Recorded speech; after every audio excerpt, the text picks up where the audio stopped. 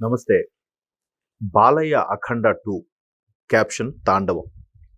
నందమూరి బాలకృష్ణ గారు, బోయపాటి కాంబినేషన్‌లో వచ్చే 'తాండవం' ఏదైతే ఉందో నిజంగా శివుని నృత్యాన్ని తాండవం అంటారేమో. అంటే డాన్స్‌కి అంతకు మించి అనమాట.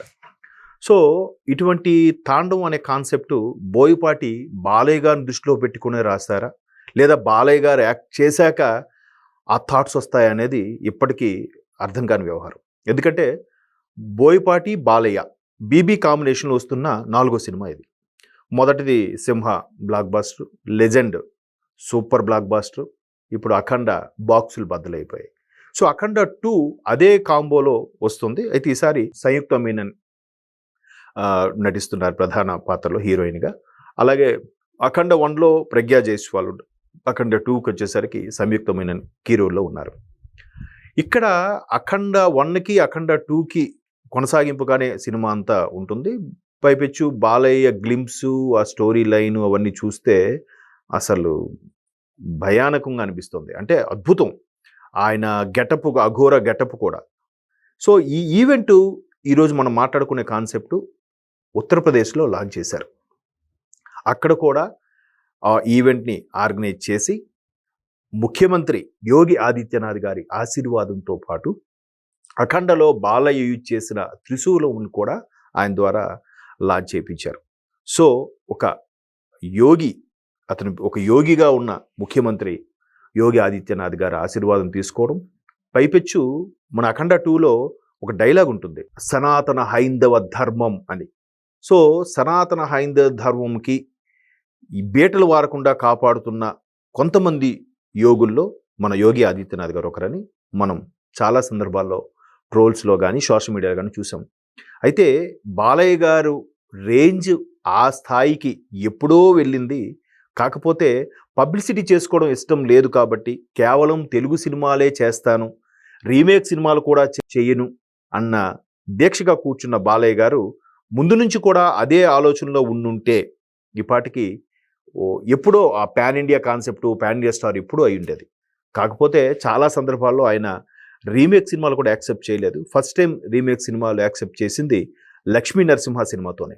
సో, మేబీ అదే ఫస్ట్ అండ్ లాస్ట్‌లో కూడా అనుకుంటా. ఆ తర్వాత మెల్లమెల్లగా తెలుగు సినిమాల స్థాయి పెరగడం, ఇండియన్ సినిమాగా రూపాంతరం చెందడం, ఇవన్నీ కూడా తెలుగు సినిమాకి ఒక్కొక్కటిగా ప్లస్ అయ్యాయి.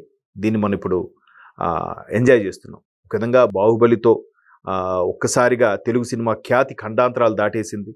అంతకుముందు మహానుభావులు ఎంతోమంది ఉన్నప్పటికీ ఈ pan India concept, global concept అనేది ఒక విధంగా 'బాహుబలి' తర్వాతే వరల్డ్ వైడ్ అయిందని చెప్పాలి. మొత్తం మీద జక్కన్న గారి కాన్సెప్ట్‌తో వరల్డ్ వైడ్ అయిపోయింది. ఇప్పుడు ప్రతి సినిమా కూడా ఎస్పెషల్లీ తెలుగులో ఖచ్చితంగా తెలుగు, తమిళ్‌తో పాటు హిందీ భాషలో కూడా రిలీజ్ చేస్తున్నారు. తెలుగు, తమిళ్‌తో పాటు మలయాళం, కన్నడం కొన్ని రిలీజ్ చేస్తున్నారు. కొన్నిటికి రిలీజ్ చేయట్లేదు. బట్ బాలయ్య గారి సినిమాలు కాబట్టి తెలుగు, తమిళ్, కన్నడ, మలయాళం అలాగే హిందీ కూడా భారతదేశం మొత్తం మీద రిలీజ్ చేసే కాన్సెప్ట్ ఉంది. అంతకుముందు 'పుష్ప 2'తో ఒక్కసారిగా ఉత్తరప్రదేశ్ ప్రేక్షకుల్ని 'పుష్ప 2' బాగా అలరించాడనే చెప్పాలి. 'పుష్ప' నార్త్‌లో ఏ రేంజ్‌లో ఆడిందంటే 'పుష్ప 1', 2కి అది ప్లస్ పాయింట్ అయింది. సో, ఇప్పుడు బాలయ్య 'అఖండ' కూడా నార్త్‌లో భయానకంగా, బీభత్సంగా ఆడబోతుందనేది దెర్ ఇస్ నో డౌట్ అనమాట. సో, ఇక్కడ 'అఖండ 2'కి వచ్చేసరికి తమన్ మ్యూజిక్ కూడా ప్లస్ పాయింట్ అవుతుంది. అఘోర అనేవాడు పార్ట్ 1లో తన సోదరుడి తాలూకా బిడ్డ మళ్ళీ ఎప్పుడొస్తావు అని అడిగినప్పుడు నీ కష్టం వచ్చినప్పుడు నేను వస్తానని ప్రామిస్ చేశారు కాబట్టి దానికి కొనసాగింపుగానే ఇక్కడ 'అఖండ 2' ఉంటుందనే దాంట్లో మనకి చూచాయిగా ఒక చిన్న హింట్ ఇచ్చినట్టు తెలుస్తుంది. అయితే ఇక్కడ బాలయ్య గారికి అటువంటి సీన్స్ పెట్టాలి అనే కాన్సెప్ట్లో మేబీ బోయపాటి గారు ముందే రాసుకుంటారా? లేదా రాసుకున్నాక థాట్‌లోకి బాలయ్య వస్తారా? లేదా బాలయ్య గారు కాల్ షీట్స్ ఒప్పుకున్నాక బోయపాటి గారి థాట్స్ 1, 2 అప్పటికప్పుడు అనుకోని షూట్ చేస్తారా అనేది నిజంగా బోయపాటి బాలయ్య కాంబినేషన్ చూస్తే మనకి మైండ్ బ్లోయింగ్ అవుతుంది. ఎందుకంటే ఫైట్స్ చాలామంది ఫైట్ మాస్టర్లు పెద్ద పెద్ద హీరోలకి కంపోజ్ చేస్తున్నారు. కాకపోతే బాలయ్య సినిమా అనేసరికి డిఫరెంట్‌గా కంపోజ్ చేస్తారు. దానికి బోయపాటి గారి డైరెక్షన్ కూడా యాడ్ అయితే మరి కాస్త ఎక్కువగా ఉంటుంది. అంటే ఎగ్జాగరేట్ స్టేట్‌కి వెళ్తుంది.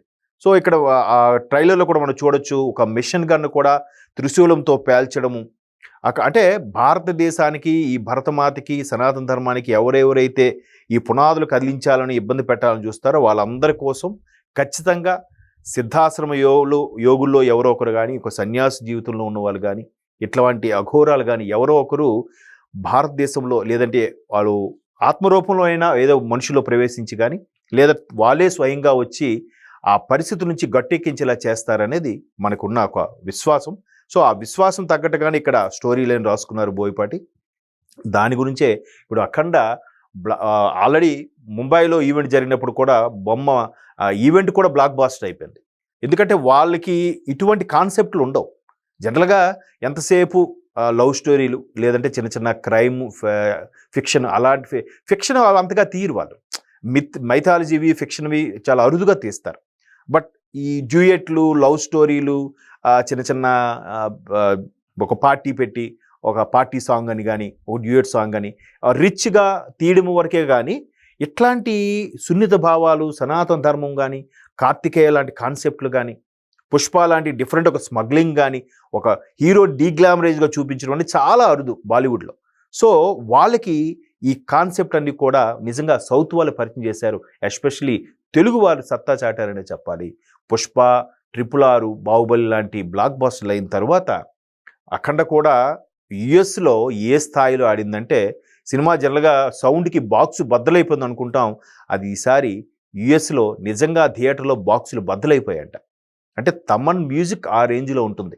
మొన్న అఖండ 2 కూడా ఆయన అదే చెప్పాడు, మళ్ళీ ఈసారి మీరు చాలా కాస్ట్లీ బాక్సులు రెడీ చేసుకోండి, లేదంటే మీకు కష్టం అన్నట్టుగా కూడా చెప్పడం జరిగింది. సో మొత్తం మీద బాలయ్య గారు అఖండకు సంబంధించి యోగి ఆదిత్యనాథ్ గారి ఆశీర్వాదం తీసుకోవడం, పైపెచ్చు యోగి ఆదిత్యనాథ్ గారు కూటమిలో ఉన్న ముఖ్యమంత్రి కాబట్టి, ఇక్కడ ఆంధ్రప్రదేశ్లో కూడా కూటమి ప్రభుత్వం, కేంద్రంలో కూడా కూటమి ప్రభుత్వం, అక్కడ ఉత్తరప్రదేశ్లో కూడా కూటమి ప్రభుత్వమే ఉంది కాబట్టి వీళ్ళ ఆశీర్వాదం, వీళ్ళకి ర్యాపో దగ్గర వెళ్ళడం.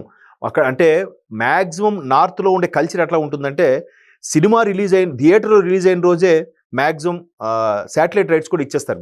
మహా అయితే 1 వీక్ అంతే.